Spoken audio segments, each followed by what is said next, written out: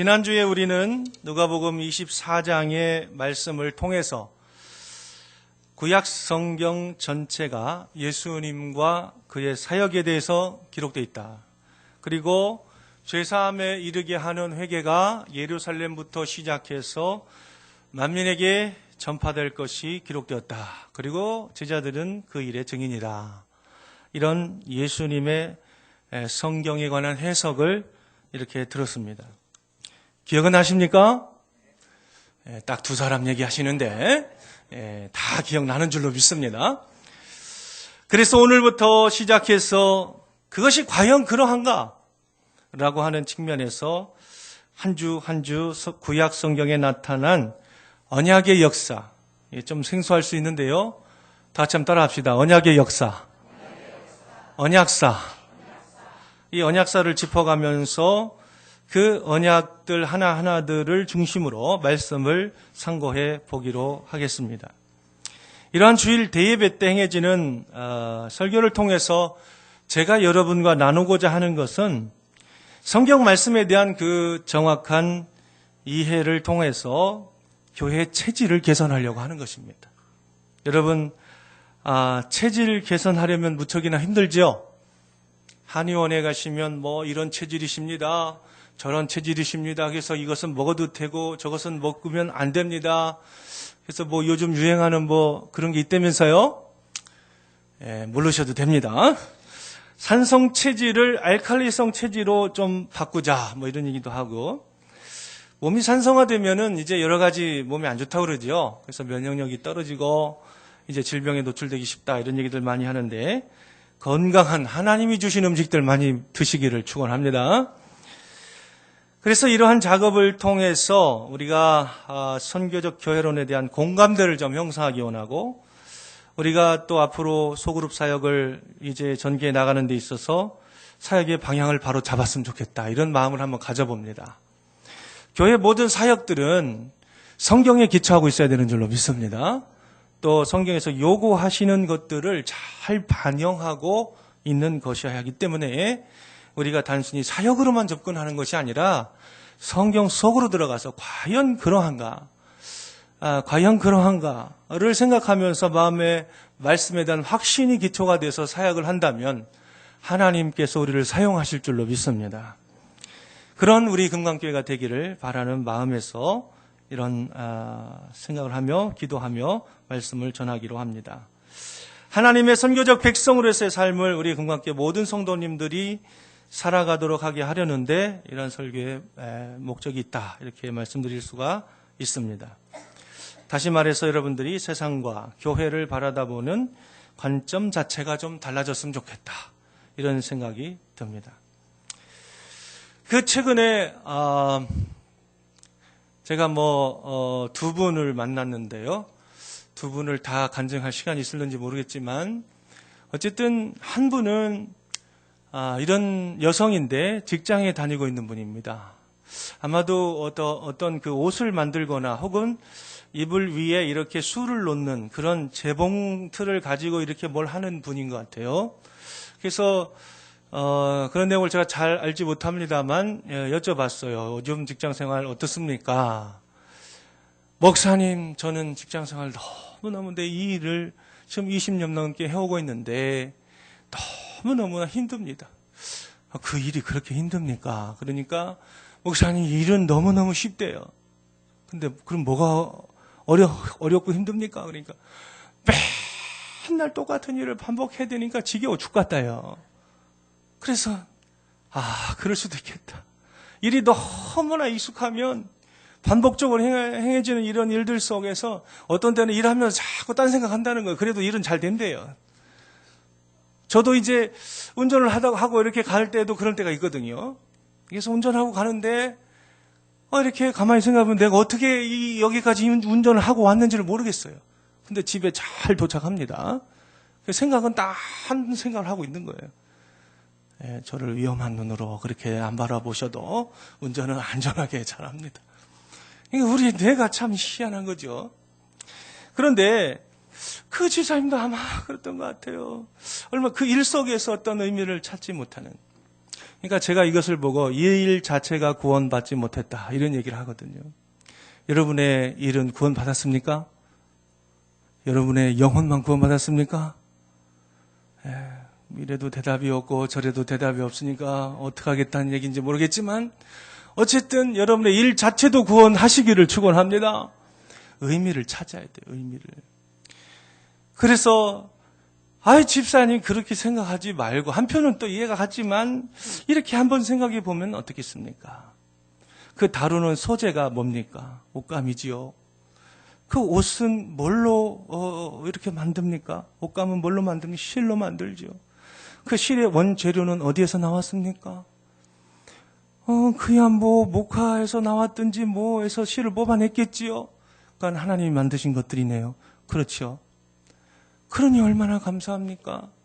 하나님이 만드신 창조물을 가지고 어떤 사람은 실을 뽑아냈을 것이고 어떤 사람은 옷감을 그것으로 만들었을 것이고 어떤 분은 그걸 가지고 제단을 했을 것이고 집사님은 그걸 가지고 최종 완성 단계에서 그 실이 가지고 있는 최상의 가능성을 실현하는 사람 아닙니까? 아멘이 나와도 좋을 텐데 실현하는 사람 아닙니까? 얼마나 참 이 옷감의 재료가 되는 원재료의 실의 가능성을 더 쳐주는 사역이에요. 제가 그랬어요. 그랬더니 저를 이렇게 쳐다보고 제가 왜 그러세요 집사님? 쳐다보고 가만히 저를 쳐다보더라고요. 한 번도 그렇게 생각해 본 적이 없는 거예요. 또 한 분은 남자분이었는데 조경을 하시는 분이에요.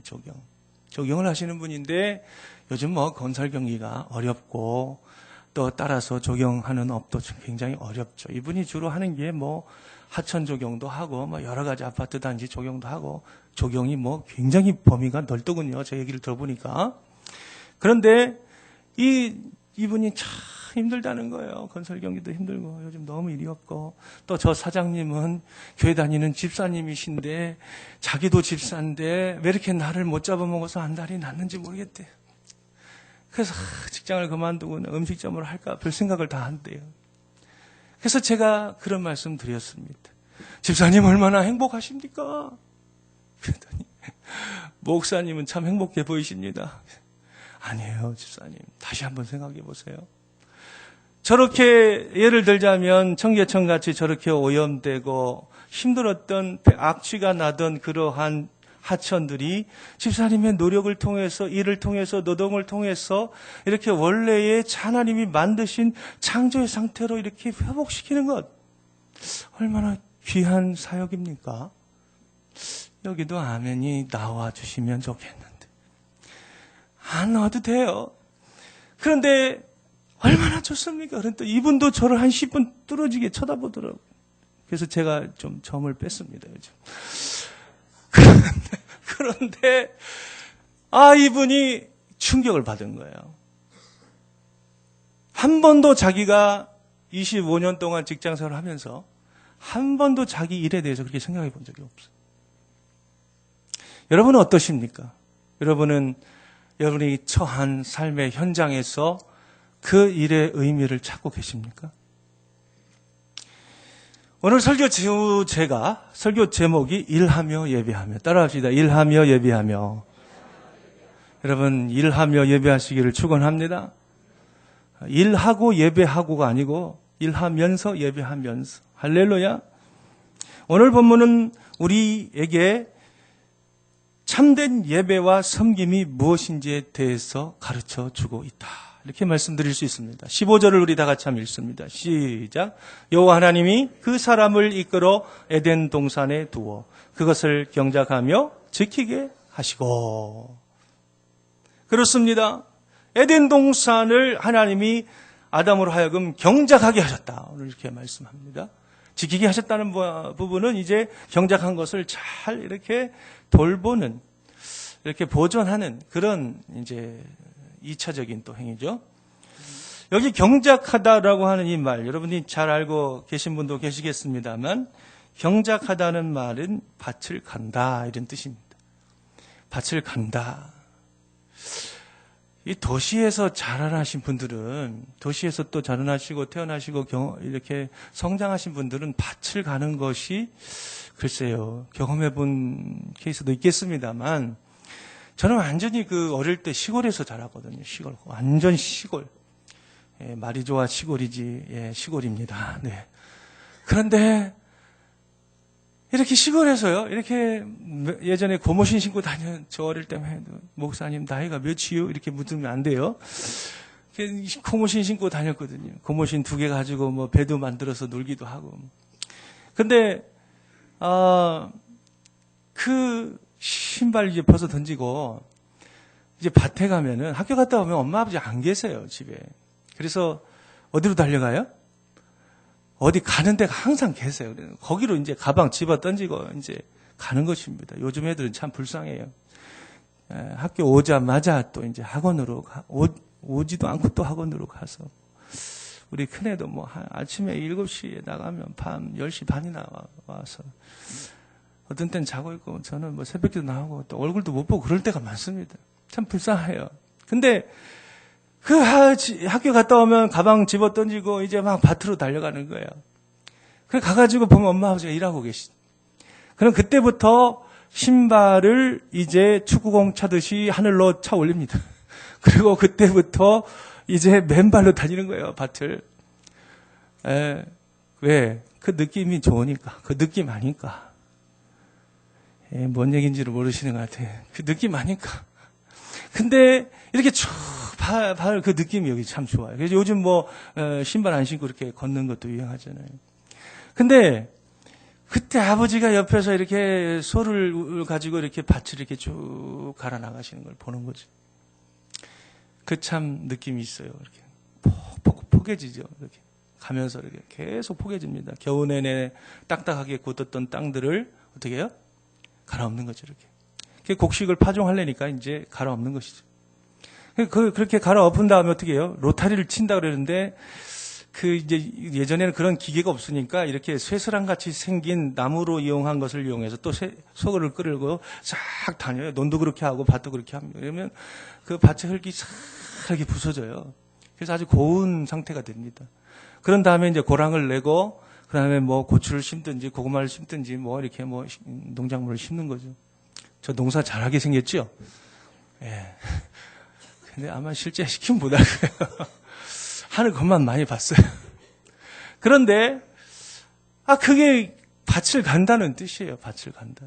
제가 이 말을 이렇게 읽을 때마다, 말씀을 읽을 때마다, 이렇게 이게 동영상처럼 그런 내용들이 이렇게 쫙 흘러갑니다.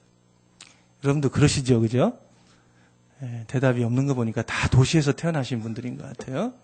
그런데 그것을 경작한다. 이 말은요, 밭을 간다는 말인데 여기에서 밭을 간다는 말이 영어로 cultivate라고 하는 말인데 이 말이 여기에서 culture라고 하는 말이 나왔어요. 그러니까 뭐냐면 문화라고 하는 말이 나왔습니다. 문화.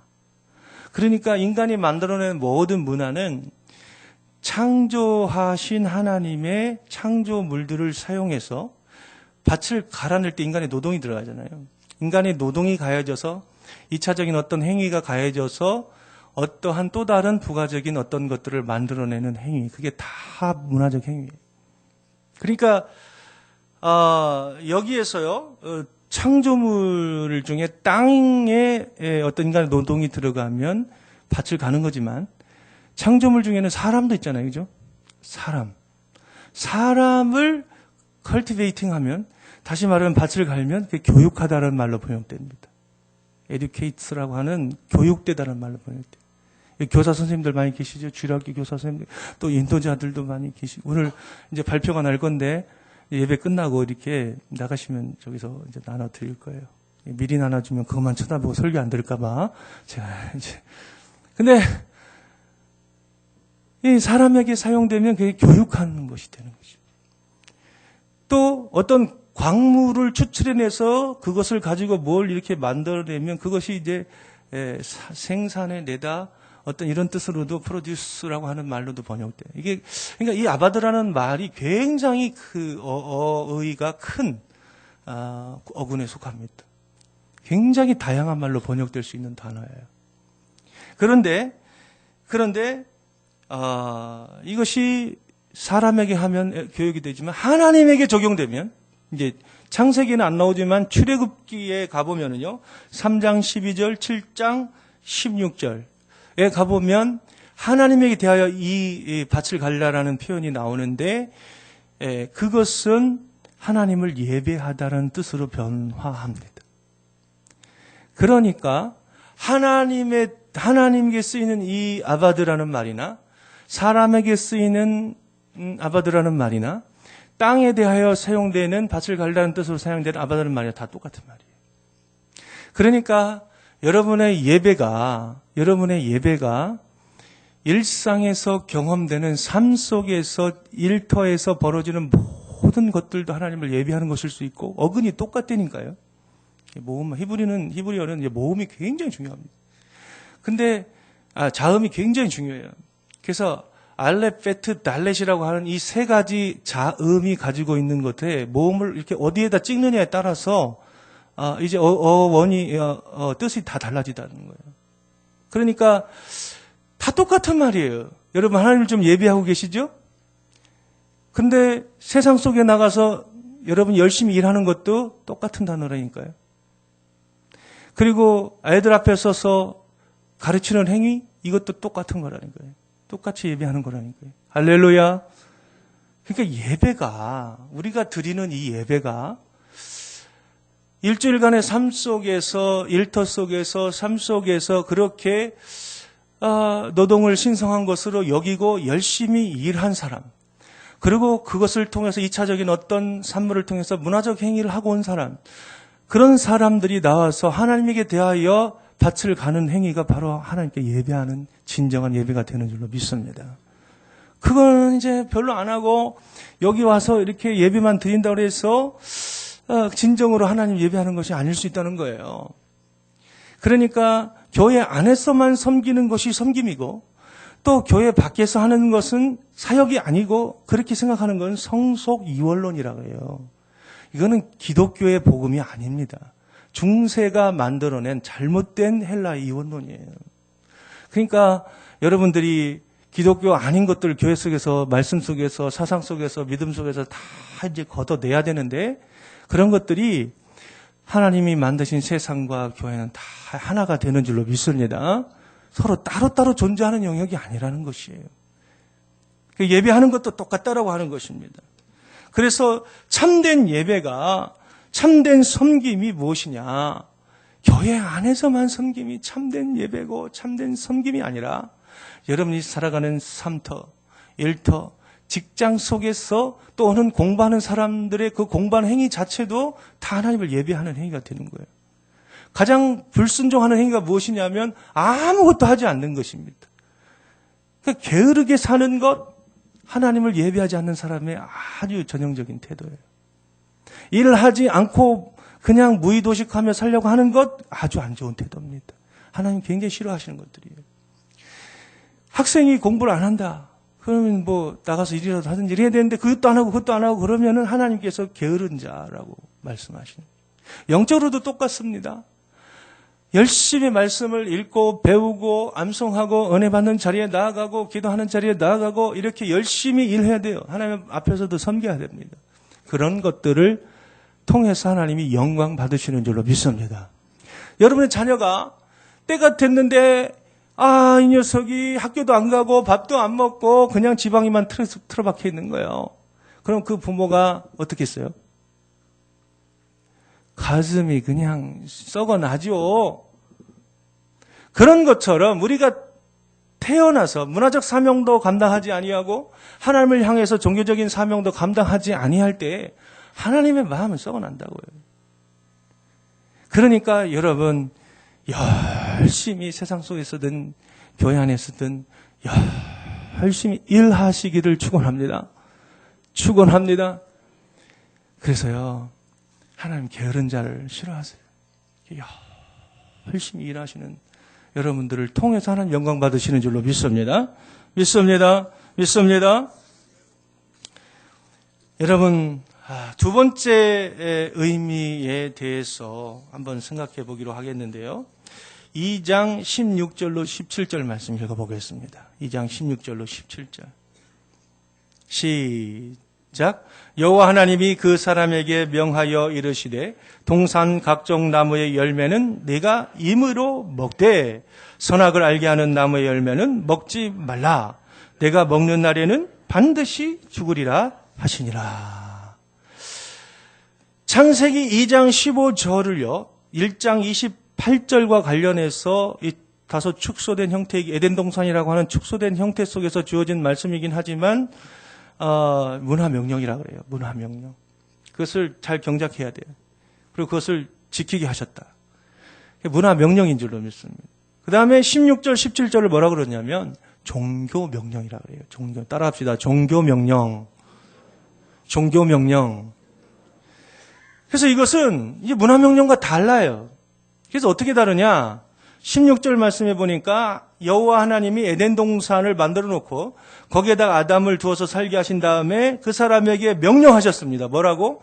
동산 각종 나무 열매 네가 먹고 싶으면 먹고 안 먹고 싶으면 말고 임으로 먹되 뭐는 안 돼요? 선악을 알게 하는 나무의 열매는 먹지 말아라. 명령 형태로 돼 있다고요. 네가 그것을 먹는 날, 내 말을 어기고 먹는 날에는 어떻게 된다고요? 반드시예요. 반드시 죽으리라 말씀하셨어요. 이것을 보고 종교명령이라 그래요. 그래서 우리는 여러분이나 저나 똑같이 우리는 종교명령도 받고 있고 문화명령도 받고 있어요. 어느 한 가지만 얘기하면 안 돼요. 이것만 이것이 옳다 그래서 또 이것만 얘기해. 문화명령만 하면 안 되고 또 종교명령만 수행해서는 안 돼. 두 가지를 다 우리에게 요구하고 계신 줄로 믿습니다. 그런데 이 선악과 문제예요. 이 선악과. 어떤 사람은 이 왜 선악과를 하나님이 이렇게 만들어 가지고 마치 어떤 분이 그랬다면서요. 새벽 기도를 누가 이렇게 만들어 가지고 그렇게 말하는 것처럼 왜 이렇게 이 선악과를 만들어 가지고 우리로 하여금 타락하게 만들었냐는 거예요. 그래서 차마 이 악을 조장하시는 분이 하나님이 아니냐.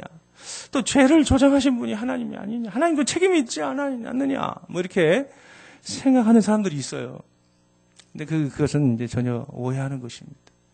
이 선악과는 그런 목적 때문에 에덴 동산에 두신 것이 아니고 그 은혜의 수단이었어요. 이게 무슨 말이냐면 한번 생각해 보십시오. 하나님이 천지를 쫙 창조하셨어요. 그래놓고 사람 아담을 하나 탁 만들어 놓으신 다음에 에덴 동산이라고 하는 또 특별한 마치 신혼집 같이 특별한 하나의 성소 같은 그러한 곳을 이렇게 또 마련해 주셨어요. 그것을 활보하고 다니면서 이 아담이 이 자연 세계와 이렇게 교감하기 시작합니다. 그래서 이름도 줘주고 이렇게 다 이름을 줘준다는 건 의미를 부여하는 거죠. 자기가 세상을 해석하는 방식이죠. 이름을 이렇게 줘줘요. 이름 짓는 게 참 어렵죠, 그죠? 저만 어렵나 봐요. 근데 이름을 줘준다는 것은 그 세상에 대한 자기만의 해석이거든요. 그런데 그게 굉장한 정신노동이거든요, 사실은. 그 아담도 열심히 일한 거예요. 일한다는 게 그러니까 이렇게 육체를 사용해서 땀 흘리며 일하는 것만 일하는 게 아니고 이걸 써가지고 일하는 것도 일하는 거라고요. 그런데 이렇게 막 다니면서요. 온 세상을 다스리라 정복하라 하신 대로 다 다니면서 자기가 왕이죠. 자기 혼자밖에 없는데.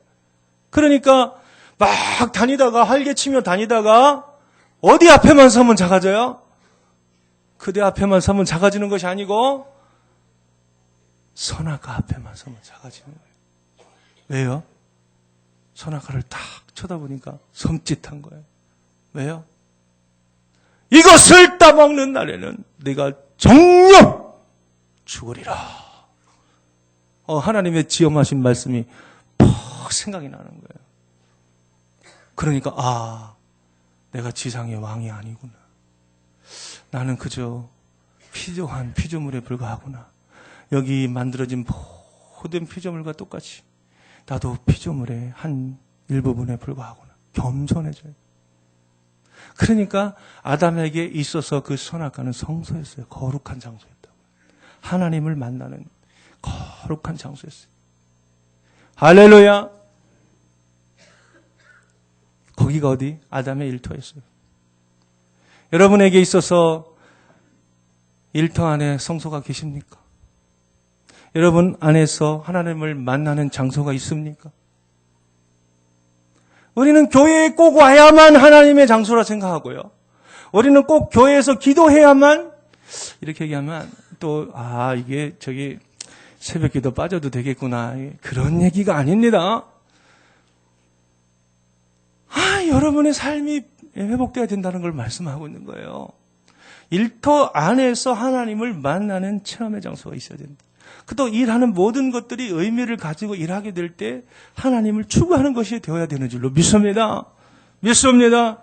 이런 열려진 사고, 이런 열려진 어떤 가치관, 세계관, 이런 것들을 가져야 선교가 돼요. 우리는 거룩한 무리들이고 저 사람들은 아주 죄악된 사람들이고 만나지 마. 무슨 선교가 일어납니까? 선교라고 하는 것은, 전도라고 하는 것은 접촉이 일어날 때 그 과정에 성령이 개입하시면서 복음이 흘러가게 하시는 줄로 믿습니다.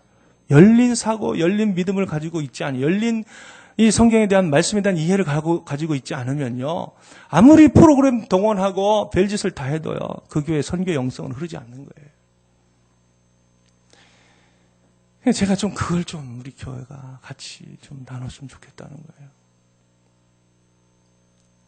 선악을 알게 하는 나무 앞에만 서면 자신이 피조물이란 사실을 알게 돼. 그래서 이것은 참으로 은혜의 수단이었다는 거예요.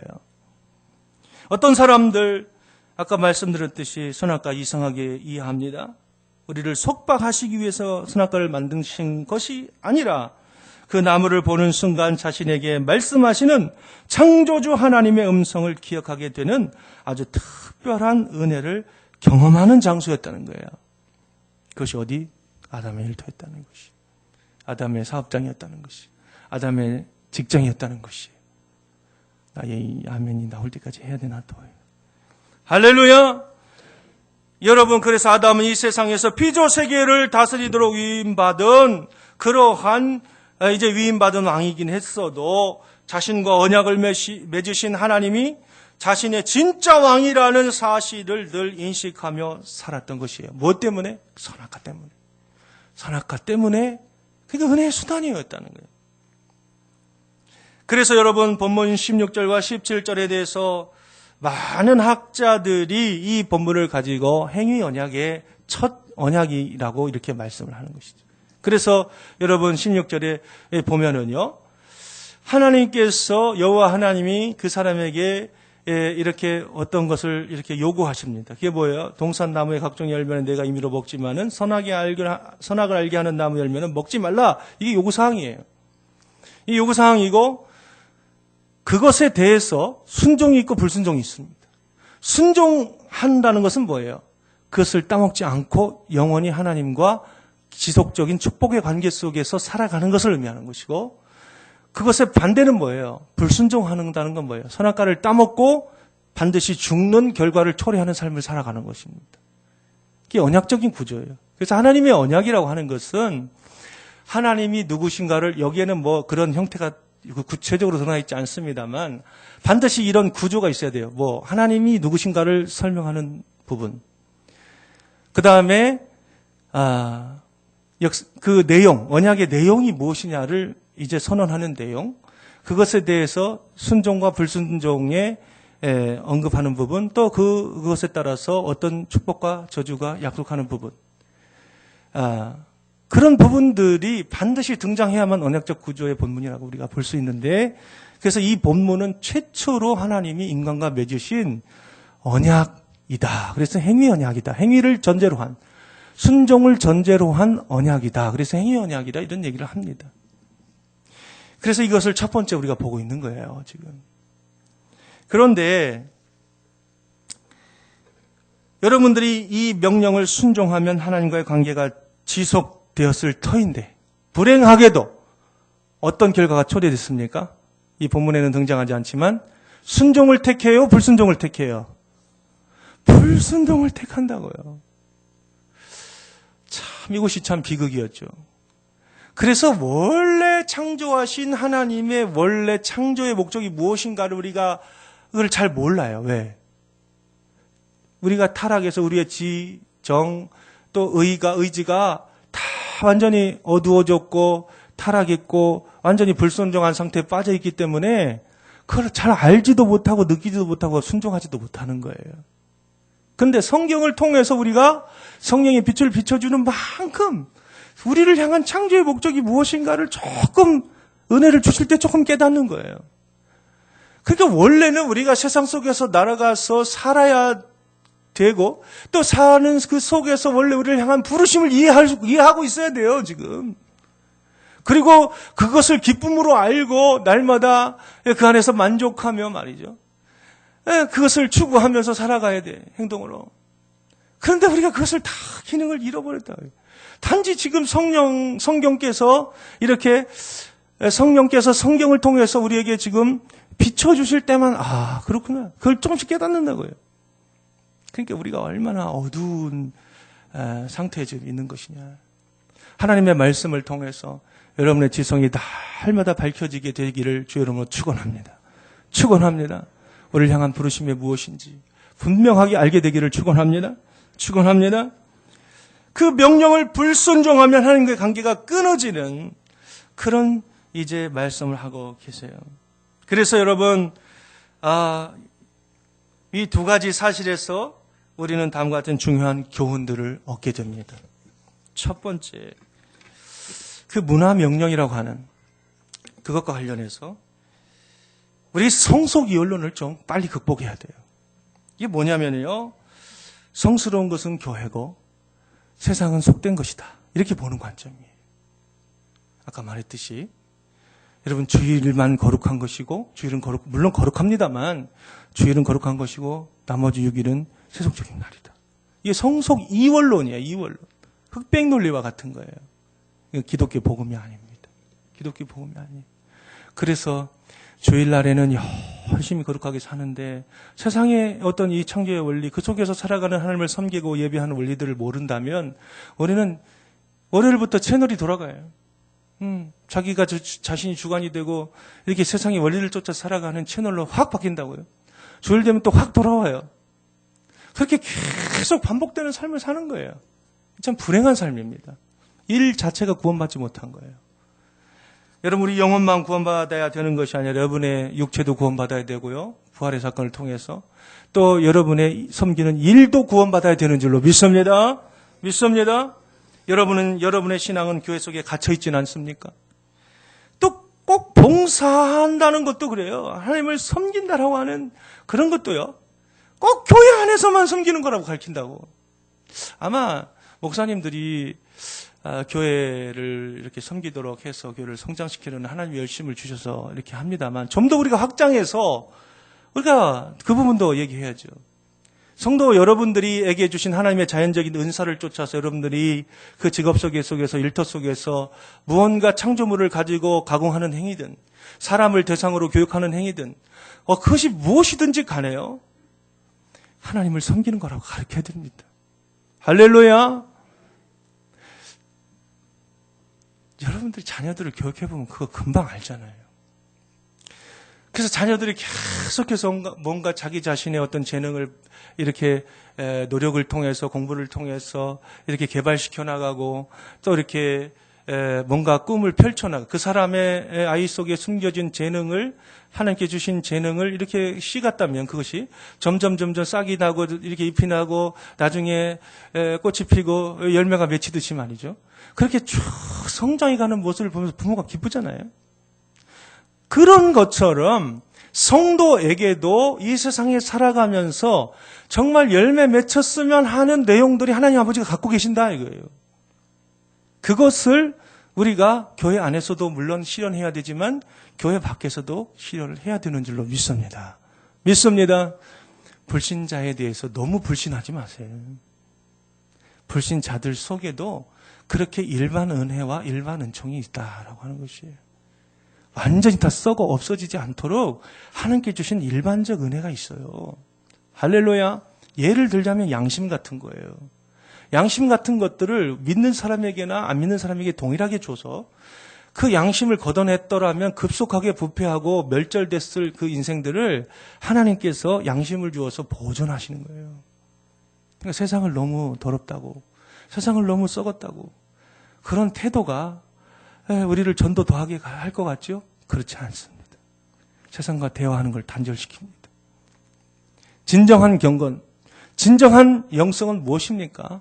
나 자신의 영성만 지키고 끝. 그게 아니고 진정한 영성은 성육신해서 이 죄만의 세상 속을 뚫고 우리 주님이 내려오신 것처럼 우리도 진정한 경건을 가지고 있다면 세상 속으로 나아가 대화해야 돼요. 할렐루야.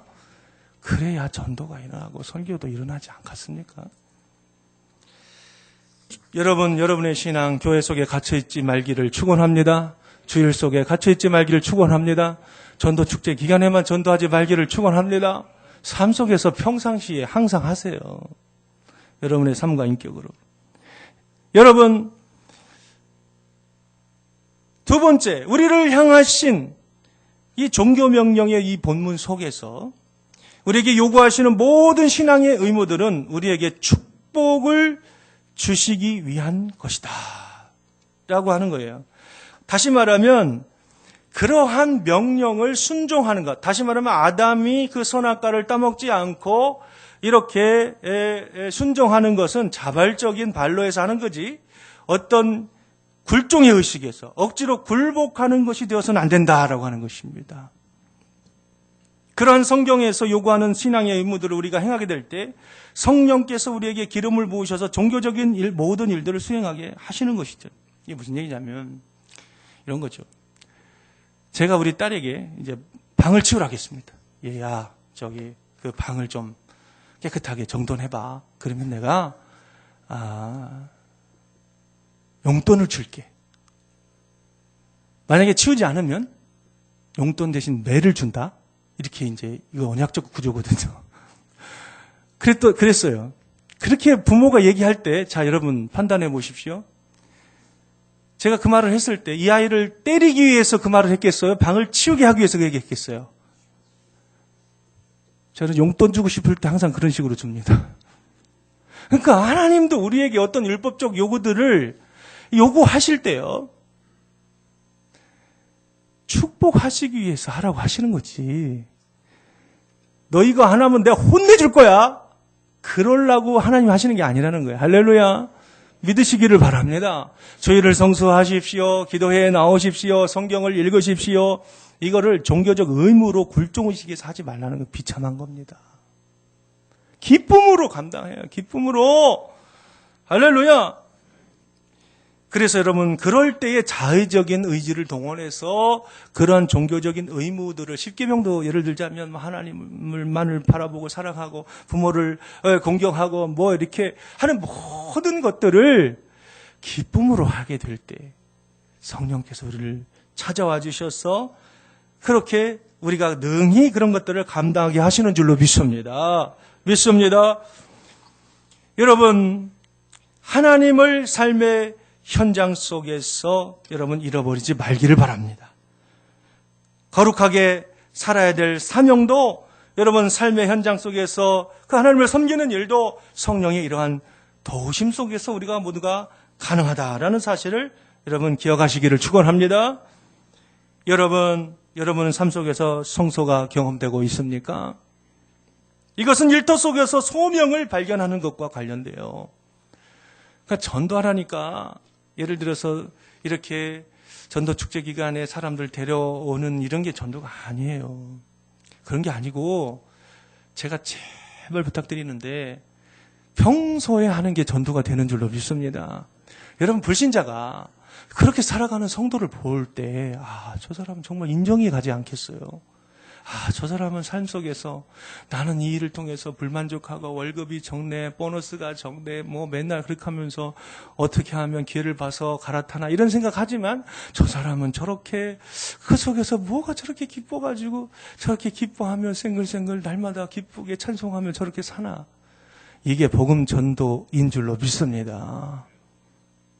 그렇게 전도하고 여러분의 삶과 인격과 거룩을 추구하고 소명을 찾아가는 과정에서 전도가 되어지는 것이지, 삶과 인격으로 전도가 되어지는 것이지, 전도 축제 한다고 되는 게 아니에요. 그렇다고 전도 축제 안 할 거냐? 그럼 깊이 한번 생각해 봐야죠. 전도 축제 하지 않으면은 평소에 그렇게 살으라고 했는데 전도 축제도 안 하고 그렇게도 안 살고 그런 경우가 또 있거든요. 그러나 여러분, 금강교회 성도님들은 다를 줄로 믿습니다. 금광이잖아요. 은광도 아니고, 예? 금광, 그 정금 같은 믿음 아닙니까? 정금이라는 것은 불순물이 섞이지 않은 금을 정금이라고 그러죠. 순금. 할렐루야. 순금 같은 순결함을 회복하셔서, 그리스도에 대한 순결함을 회복하셔서 여러분들 하나님을 영화롭게 하는 여러분들 되시기를 축원합니다. 일터에서 그래서 버려야 할 것이 있고요. 요 얘기만 하고 말씀 끝내겠는데, 일터에서 버려야 될 것이 있고 취해야 될 것이 있어요. 버려야 될 것, 첫 번째 자만하는 거. 자만이라는 것은 자기를 최고라고 여기면서 자기 자신 안에 갇히는 게 자만이에요. 뭐가 필요하냐? 하나님을 최우선의 삶으로 여기며 즐거움을 누리는 것이 무엇이냐? 기쁨입니다. 기쁨. 기뻐하시기를 축원합니다. 성경 그래서 항상 기뻐하라 말씀하고 계신 것이죠. 두 번째 버려야 될 것, 탐욕. 가진 것보다 더 많은 것을 소유하고는 욕망이에요. 음욕, 사욕을 채우기 위해서 어떻게 남을 이용할지를 상상하는 게 음욕이에요. 탐식, 지나침 음식 섭취를 통해서 하나님이 들어가야 만족이 되는데 헛된 만족을 추구하는 것, 탐식이에요. 탐식에 빠진 분들이 혹시 분노, 나태, 질투, 동요, 권태감, 이런 것들 다 버려야 될 것들입니다. 이런 것들 가지고 하나님을 만날 수 없어요. 여러분이 만약에 이런 삶을 가지고 사회 속에서, 직장 속, 일터 속에 살아가시면요, 하나님을 모독하는 것입니다. 그렇게 하고 오다가 주일날 와서 거룩 하면 하나님이 고개 돌려버려요. 그러니까 그렇게 살면 안 됩니다. 여러분, 다음의 것들을 그래서 항상 삶 속에서 살아야 돼요. 이 주일의 예배가 하나님께 의미 있는 예배가 되려면 기뻐하셔야 돼요. 그리고 밖에보다 주는 성품을 기르는 양선하는 삶을 살아야 됩니다. 사랑해야 됩니다. 절제해야 됩니다. 온유하시기를 바랍니다. 충성하고 정직하시기를 바랍니다. 친절하시기를 바랍니다. 인내하셔야 돼요. 화평을 추구하셔야 돼요. 이게 하나님을 예배하는 방식이에요. 이런 건 하나도 안 하고 그냥 자기 멋대로 살다가 키워가지고 주여 용서해 주시옵소서. 용서는 해 주시죠. 그러나 그 얼마나 어디까지 반복하시렵니까? 여러분, 이 주일의 예배를 통해서 여러분 은혜를 받고 내가 이렇게 살면 안 되겠다 생각하시고 삶 속에서 쉼없는 기도하시기 바랍니다. 평생 감사하시기 바랍니다. 순전함을 회복하시기 바랍니다. 내려놓고 사시기를 바랍니다. 만족하며 사시기를 바랍니다. 성령께서 주시는 리듬감 있는 삶을 살아가시기를 바랍니다. 이웃을 사랑하시기를 바랍니다. 소명에 대해서 확신하시기 바랍니다. 마음을 천국에 두고 사시기를 바랍니다. 그렇게 사는 게 하나님을 예배하는 삶이에요. 할렐루야. 그렇게 다 살아가셔서 교회를 영화롭게 하고 예배할 때 하늘문이 열려진 그런 체험들이 여러분 가운데 있기를 축원합니다. 기도하겠습니다.